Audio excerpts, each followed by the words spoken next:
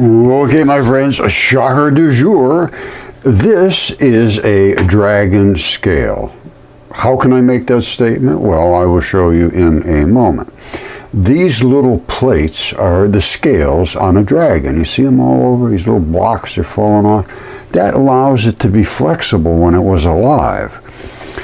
And now, of course, it's not alive. Now, I have a dragon scale in my microscope right up here. And you can see the lines, the different lines in the dragon scale. You can't see the little blocks like you can below because it's just not big enough to see that. But this here, you will see, is virtually identical to what I just showed you. As we back out, you see all these scales? You see those scales? And now we're in the Dragon River, the Drak River Basin here, which is a dragon's throat. Now let's come in a little closer and look at the geology. They call it geology. I call it, it's obviously a dragon. This is the dragon, and this is the Drak River.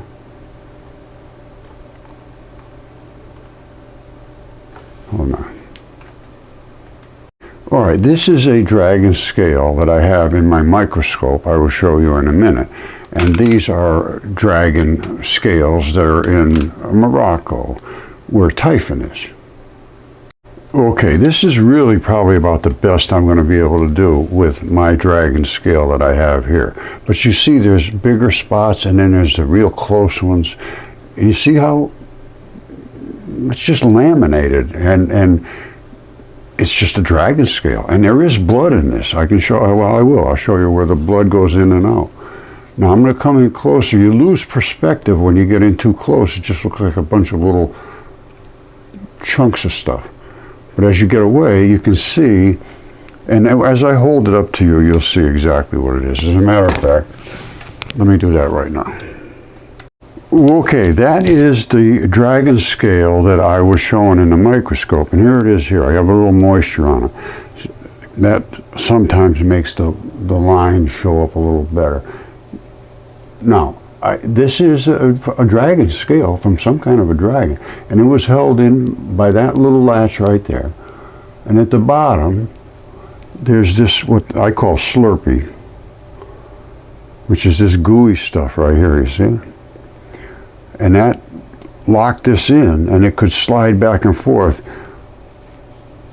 like that in that groove, I believe, and that gooey stuff held it so that it didn't separate. Now, there's blood from here. It fed blood in and out. Everything has to be fed with blood, even scales. That blood went in, and it came out here, or vice versa.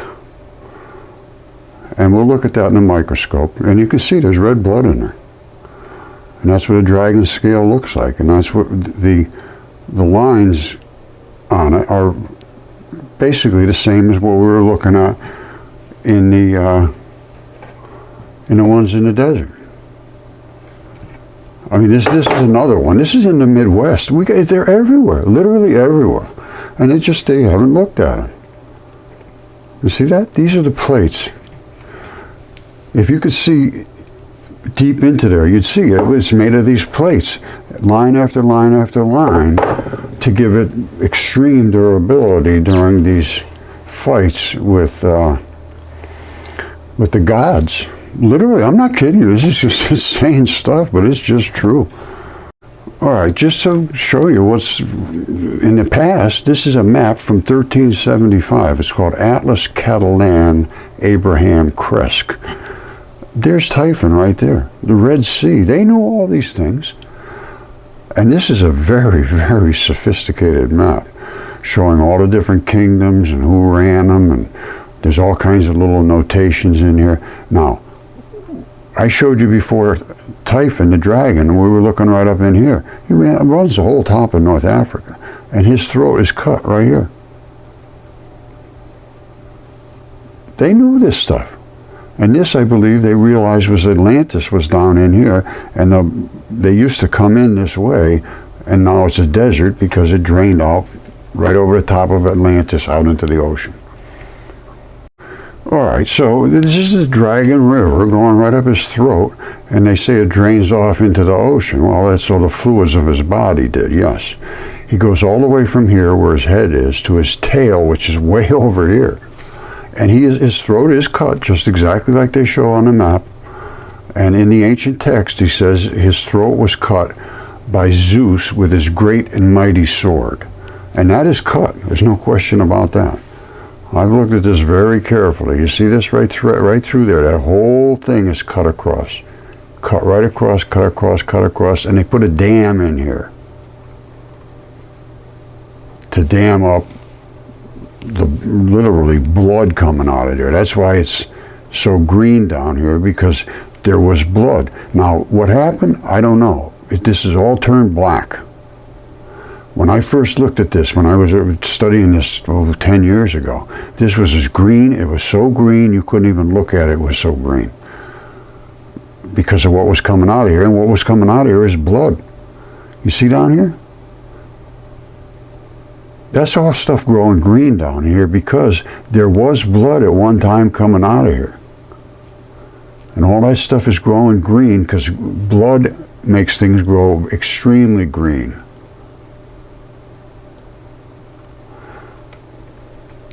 And then it turned black. What that's all about, I don't know. But I can tell you this. That is the black vein blood, and this is the red artery blood, and they stay away from each other. That's why I know these are blood. It's not just something else. It's called the iron banding. You see, when they get right up close to each other, they create an actual membrane to keep each other apart. It's because of the polarity of blood. You see it down there? Look. That's because it's pushing this blood away. Red blood and black blood, they just don't mix that well. It's a polarity thing. It's called iron banding, because that's what's primarily in blood is iron. So he was cut. It's a biological creature, and here's his head. Now this stuff is not blood. You see all this pinky looking stuff? That's not blood. That is bodily fluids, a mixture of all kinds of stuff, just drooling out of the dead tissue. And I have pictures showing all, forensic bodies that had rotted in buildings and so forth, and they found them weeks, months later, and they always had that puddle around them of body fluids just oozing out of their bodies. Now, here's his throat up here, and here's his eye, and it talks about it in the ancient text, exactly this story, how Zeus cut him with his great and mighty sword as he was attacking the gods, and he hit that fish. The gods changed themselves into animals, exactly what it says in Apollodorus. These are not my words. The gods changed themselves into animals to try to get away from them, and it doesn't look like this one animal got away. Now, I thought it said it was Aries. Somebody else said, no, it's got to be Pisces, which is a fish. I don't know, maybe it is Pisces, who cares? It was a god being attacked by a giant dragon. And this is all the stuff coming out of his throat, or his beards, actually. If you're looking close at all this stuff, which I do it over and over and over, a zillion times I've done this, coming out of his beards, which are right here. These two beards, that's where it really starts from. You see how nasty that stuff is coming out of his beard? And that's the source of this toxin.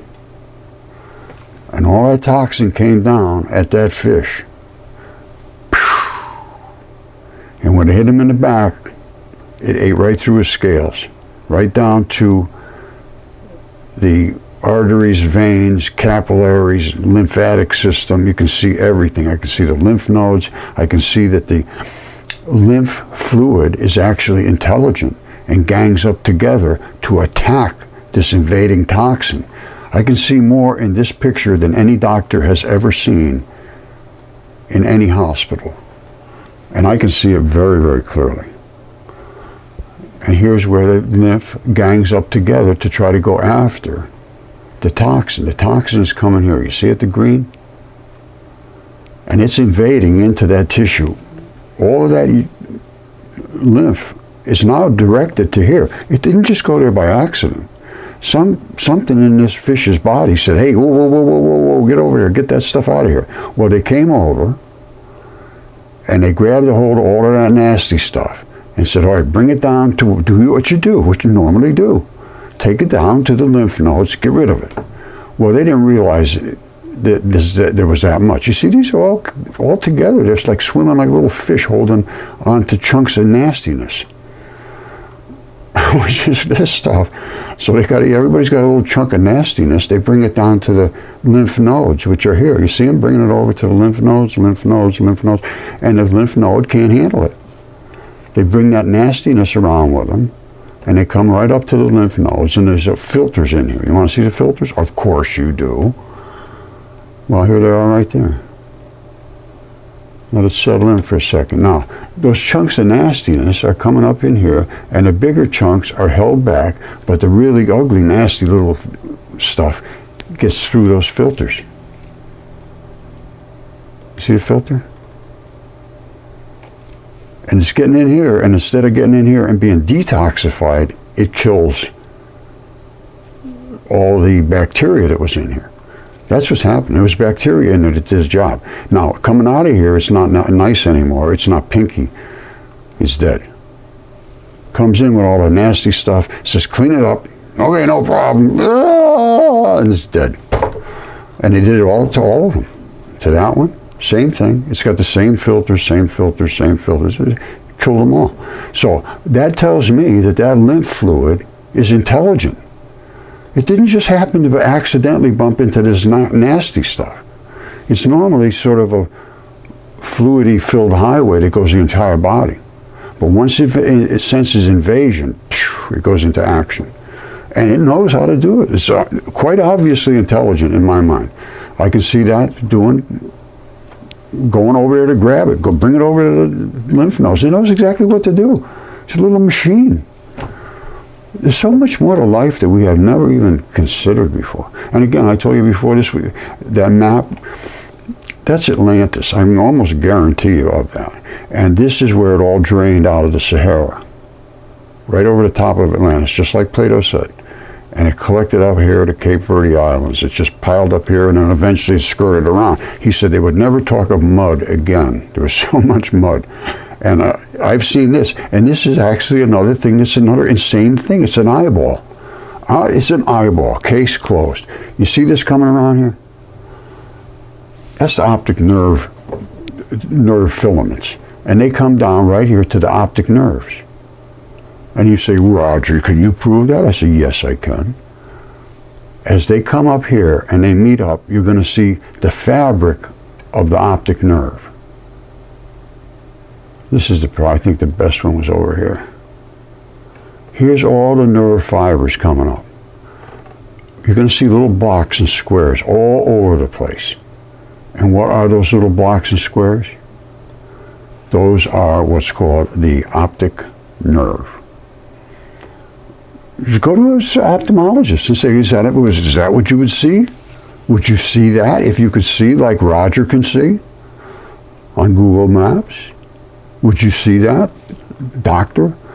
And you say, would this be realistic to think that these come around like this and they feed up into that optic nerve? And there's a ton of them up there. And yes, that's what they do. You see, there's more, they're everywhere. That's these two little jobbers coming up, and all of them.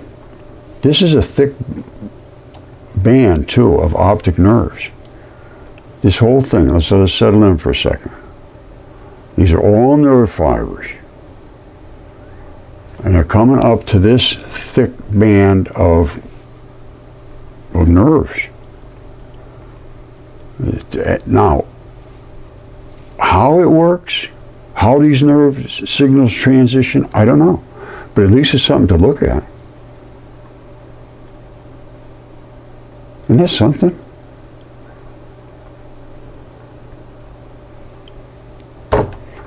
So that's the eyeball just below the fish, just below the dragon, and it is Atlantis. It was Atlantis. I can almost absolutely guarantee you.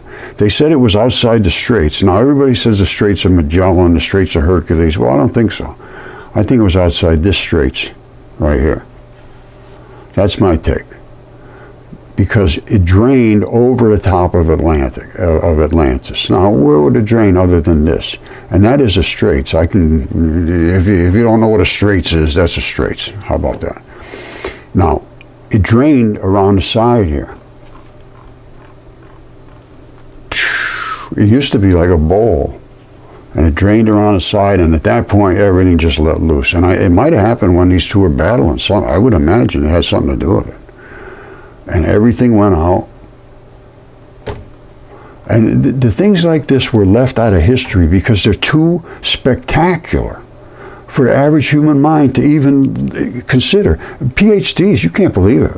I had one this morning. It's absolutely hilarious. The guy has wasted his life, and he's just lost. You're an idiot. Da, da, da, da, da, da. You don't know anything about the Triassic. Just read this and read this and read that. I said, I don't know if the guy can even feed himself. He had to be led about everything. He's just always got to believe is what's written. If somebody wrote it and it has a couple of little letters in front of their name, well, I've got to believe that guy. No. I believe what's obvious. It's absolutely unbelievable, the incompetence of the people that are teaching your kids. I mean, I hate to keep going down that road. I don't want me to be nasty, but once their minds are destroyed, they are literally destroyed. And I don't see many of them coming back from that destruction. They just can't get over it. And I know this. I thought it was attributed a lot to the fact that they'll lose their jobs if they start talking about this as possibly being realistic, and that's possibly quite true. And a lot of them have that did speak up. I had a few speak up, and they got destroyed. Everybody that ever talked about it did. And instead, they look at this and they say, oh, that's just not natural weather. Or these dragons, you got to be crazy. There's nothing that could live there. You know, I get these people say, oh, they can't be that big because blood won't pump that high. It's just amazing, the stories that I get. And this is it. I would like to have somebody go out there and do a little investigation if they want. If they don't believe what their eyes see. I mean, I don't know how they're going to get any better than this. This can't be done. I've shown biology, chemistry, anatomy, the history. I got the dragon scale right here. I got the biology in my shop here to cover virtually everything I've ever talked about. Giants, dragon scales. I have giant feathers 3 inches thick. You want to see that? Hold on. And it might be a turkey. You see that? That's 3 inch thick feather. And it might be a turkey. And this was found on the East Coast. My friend Greg Morrison sent me a batch of stuff from down there. He's got some fabulous stuff. Greg, thank you, my friend. I have a series of people that I've been working with around the world that send me stuff and talk to me about stuff and pictures, and I do the best I can to get back to them, but it's a little overwhelming, I got to be honest with you. But anyway, let's go back to this. When this creature died, he had parasites, he had worms, he had all kinds of things inside of him, I'm sure. And guess what happened? They went out here into the Gulf and started attacking shipping. When the ships started going out there, they started eating the ships because the parasites were huge. This is 1,100 miles long. 1,100 miles long. He could have 20-mile or well, let's how big were the ones that are attacking the ships? Let's say they were 200 feet long. He'd never even know that. That would be like a bacteria inside his gut. It would go somewhere to try to find something to eat once he stopped eating. they'd go out there and they'd go in the Gulf and say, ooh, there's some sailors. And gobble, gobble, gobble. Okay, this has been going a long time, so I'm going to do another one. I got so many to do, there's just not enough hours in the day. I'm going to be doing one about this area here, Vermilion Cliffs and so forth. But I also want to talk about La Brea Tar Pit, which is actually asphalt pits. And I also want to talk about the Gulf of whatever you want to call it. I like to call it the Gulf of Friendship, where Quetzalcoatl is. Now, that'll be the next video coming up, and it is going to be a supreme shocker du jour. You do not want to miss this one. This was a pretty good shocker du jour as well. It just keeps getting more and more. I keep understanding more and more and more depth about these things, and then I try to keep looking into the cultural discussions that are from these people, that they still have these stories. The elders kept those stories because they were sacred, and they still have them. And we just laugh them off. Those are idiot savages, da da da da. I kept calling them all kinds of names. Well, when you see this stuff, you can't dismiss it just like that, although that's exactly what happens in academia. So let me just show you really quickly what we're going to be seeing in the next video, just a little sniffer, and we'll go from there. Okay, we're going to be looking at some strange geology, which is quite obviously not just geological formations. I mean, come on. Let's work with what we got here and take a look at what is staring us in the face that's been just dismissed. I mean, with venom, which could possibly be some of this. So let's get back, and next time we're going to get really deep into a whole bunch of stuff. You know, we got some giants to look at. We got all this strange geology going on here. What's going on with that? Let's try to figure it out. I'm not saying I got the answers. I got some, I think. I got more than the geologists do. They say, oh, that's just runoff. That's just hills and valleys. Millions and millions and millions of years of just stuff collecting there. Well, no. I do not think so. The other one that's going to be great is the sea monsters. We've got to discuss where they come from. What's up with that? They were everywhere. There's actually a congressional meeting about this, the story of what happened with these sea monsters. Were they real? Well, we're going to look into that. Then there's another story about the sea peoples. After the great global flood, everything was wiped pretty much clean. And then all of a sudden, as population started to grow again, these sea people came. They don't know where they came from. All of a sudden they showed up and wiped everybody out and took over. There's a lot to think about, a lot to reconsider now with these facts that face us in the face. You can't accept it, it's up to you. But I'm going to keep presenting it. All right, I love you all. Stay tuned, because it's just going to keep going forever until I stop breathing oxygen, and I hope that won't happen in the immediate future, but you know, you get what you get. All right, talk to you later.